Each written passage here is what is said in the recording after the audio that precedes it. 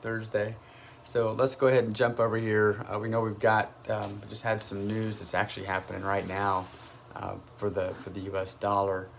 Uh, won't I mean obviously this will all have been digested, and you know we'll have direction by the time we get into the actual live session. So not a whole lot to worry about with the news that's happening right now. Just more of let's go in and see what we need to be looking at, what we should be watching for the day, what our potential opportunities are in the marketplace. So big fall yesterday on the S&P, reversing off of that 3850 earlier in, reversing off of that 3850 and just continuing down.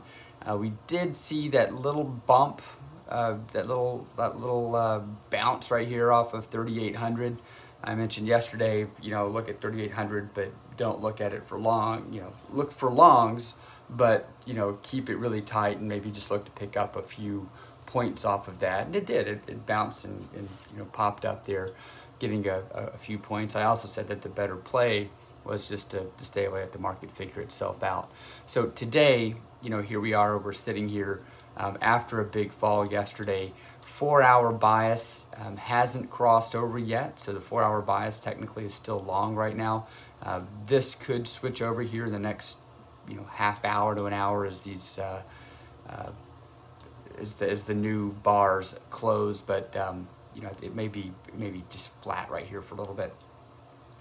So with that said, we still have conflicting bias until this 4-hour actually flips on us. We do still have a conflicting market bias. So for the S&P, I stand by, just put a big X on it, stay out of here. Don't try to guess which way it's going to go. Look at your fundamental areas of where you've got things stacking up from a support standpoint. Look at where resistance is out here. We can actually make this a little bit bigger. Look where support is, look where resistance is, see what our opportunities actually are, and then make decisions from there. Or just stay on the sidelines until you get definitive direction. There's nothing wrong with that. And that's where I'm thinking right now is stay on the sidelines until we have definitive direction, because right now, BTX method tells us you've got a 4-hour bias that's conflicting with the 30-minute bias. So just stay away. Crude, same thing here.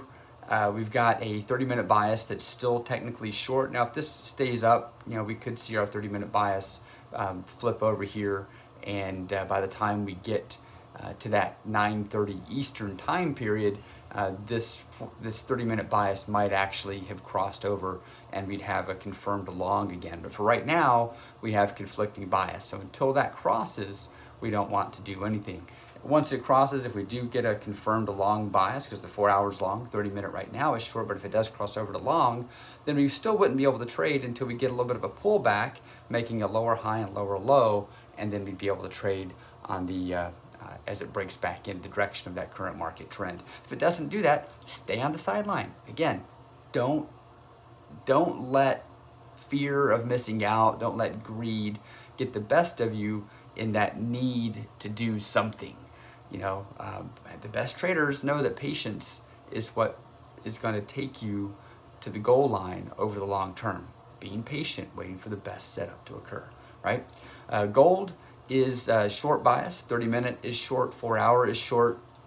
Yesterday, we can see we had higher lows and higher highs in the making, and we had an opportunity here, higher low, higher high, where price actually broke down below that and started to move for us. Unfortunately, trailing the stop down, we got stopped out just a little above break even here. So for a tiny, very small loss, would have been stopped out on this trade, but the market did continue on in that direction of that current market bias. So something to consider. Again, today we have a short bias. So for gold, we're definitely looking at short opportunities. That's going to come in the form of higher lows and higher highs, waiting for the market to break back down in the direction of that current bias, which is short, breaking below that previously closed lower high, and that'll give us a signal to get in. So gold really is the only one out of our three that we're watching here where we have a truly viable trading opportunity that we can start watching for the day based on that current market bias. All right,